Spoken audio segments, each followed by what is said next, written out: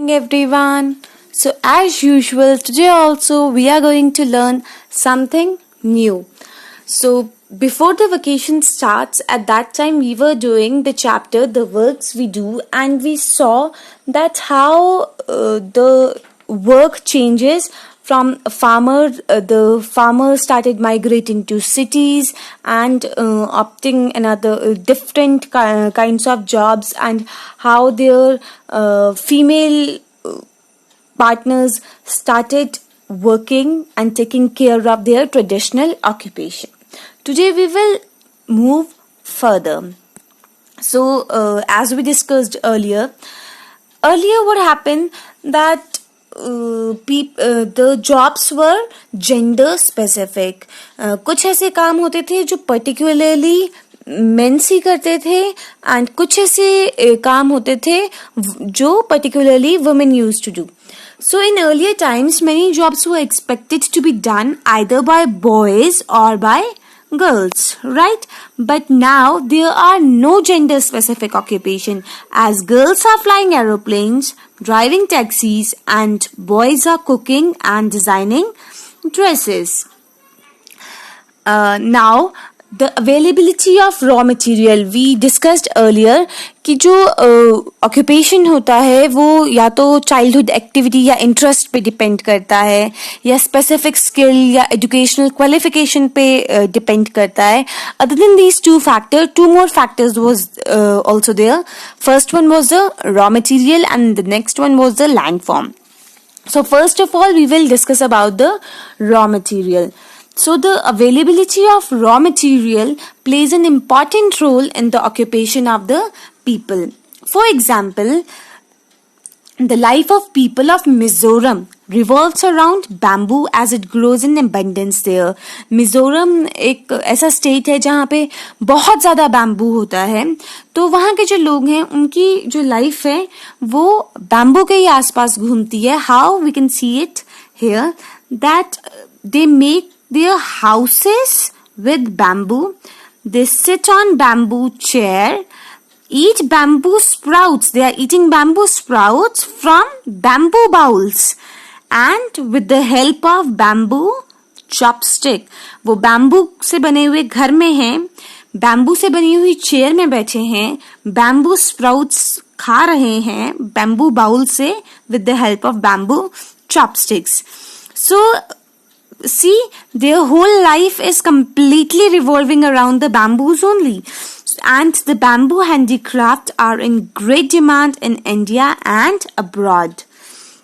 So this is about the Mizoram. And क्यों वहाँ पे बैम्बू के अराउंड ही लाइफ घूम रही है? क्योंकि वहाँ पे बैम्बू जो है वो abundance में बहुत ज़्यादा available है.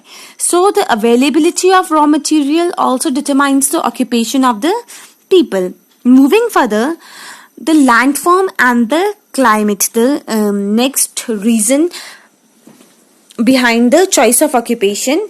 So the landform and the climate of a place also influence the choice of occupation, right? Gujars are the gypsies of Himalayas. They are known as gypsies of the Himalayas. In winters, these nomads क्या होते हैं? Remember, nomads वो लोग होते हैं who doesn't live at particular place and they keep on moving in search of food and shelter. They are known as nomads. So in winters, ये जो particular Gujjars हैं, जो जिप्सीज ऑफ हिमालयाज जिन्हें कहा जाता है, ये कौन से सीजन में they become nomads? Usually in winters, as they move down to green pastures. Now the word pasture is here. Pasture stand for जो चराई का फील्ड होता है, ग्रेजिंग लैंड जो होती है, grazing land having lot of grass and low plantation so that the sheeps and the goats the herds can graze them. That is known as pasture. So in search of green pasture, they move from the hills to down to search more green pastures, and as their mountains are covered with snow, with their flocks of sheep and goats. Now the word flocks was also there. Flocks बेटा उन it is a group of animals travelling together. Flock हम कहते हैं group of animals जो एक साथ travel कर रहा हो. सो जो गुज्जर्स होते हैं ये ग्रीन पेस्चर की सर्च में अपने फ्लॉक्स के साथ, शीप और गोट्स के जो फ्लॉक्स होते हैं उनके साथ स्नो कवर्ड माउंटेन से नीचे आ जाते हैं. And they live on money they earn by selling milk, wool etcetera. So this is how their occupation depend upon the landform and the climate. Next is the new occupation. See, with the changing technology, with the development of science, new occupations are formed, right? So what are these new occupations? The large number of industries and factories were set up to transform agricultural products like cotton, sugar and minerals like silver, iron ore, etc. Industrialization हो गया due to development of science and technology, जिसकी वजह से जो हमारा agricultural product होते थे उनको हम transform करके good quality के product बनाते थे. जो कॉटन हमें एग्रीकल्चर से अवेलेबल होती थी उसको हम फाइबर में कन्वर्ट करते थे and from fibre to fabric, right. तो उसके लिए जो फैक्ट्रीज लगी आफ्टर इंडस्ट्रियलाइजेशन, जो इंडस्ट्रीज एस्टैब्लिश हुई, जो मशीन्स आई, उनके आने की वजह से जो टाइप ऑफ ऑक्यूपेशंस थे they completely changed. Many people started working in factories and living in the nearby cities and towns. They migrated from village to cities and towns so that they can work in factories, and as they want to work in factories they have to live nearby, right? They needed housing, education, health, sanitation, markets, transports and roads, etc., right? Hence people of different occupation are needed, like masons, architect, engineer, designer, teacher, doctor, nurses, sweepers, salesmen, drivers, etc. See, industrialization हुआ, people migrated from village to city areas. अब city areas में भी city started expanding. जो एक limited area में city थी उसके आसपास अब सिटी को एक्सपैंड करना पड़ा ताकि इतने ज़्यादा जो इमिग्रेंट्स हैं, इतने ज़्यादा लोग जो माइग्रेट करके सिटीज़ में आ रहे हैं उनको वो एकोमोडेट कर सके.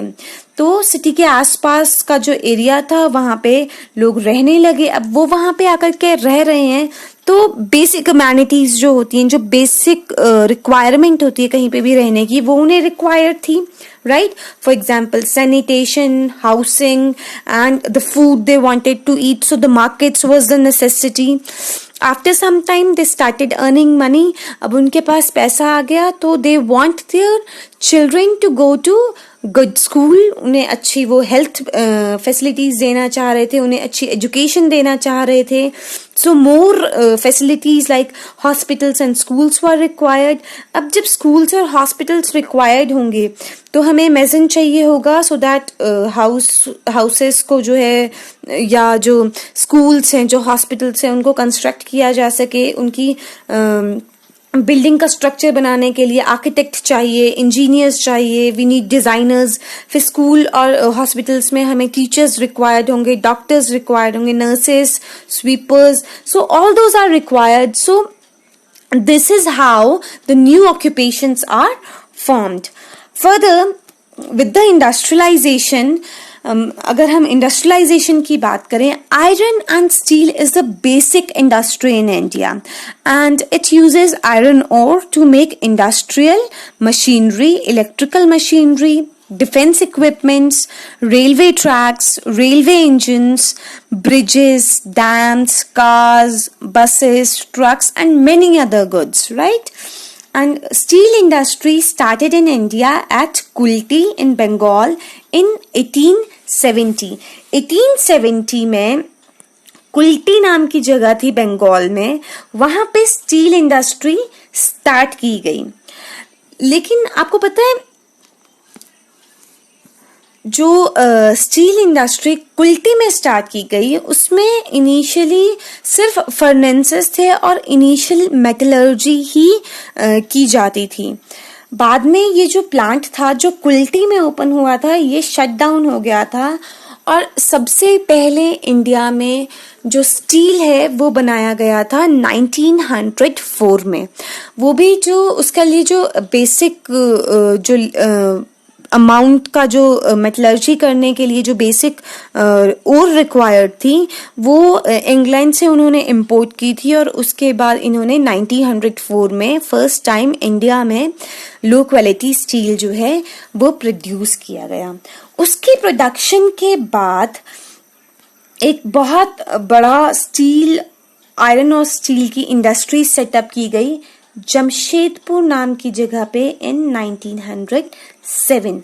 Jamshedpur is a small town in Jharkhand. Jharkhand नाम का जो इंडिया का स्टेट है वहां पे जमशेदपुर एक छोटा सा टाउन है प्रेजेंटली, नॉट अर्लियर आपको पता है कि maximum we use to have village areas, और 1907 की बात है जब ब्रिटिशर्स का रूल था इंडिया में।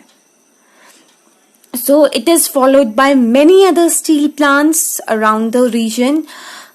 Iron ore is mined. Iron ore को वहाँ पे माइन करके निकाला गया। माइन करके निकालना मतलब खुदाई करके जमीन के अंदर से आयरन की ओर को निकाला गया।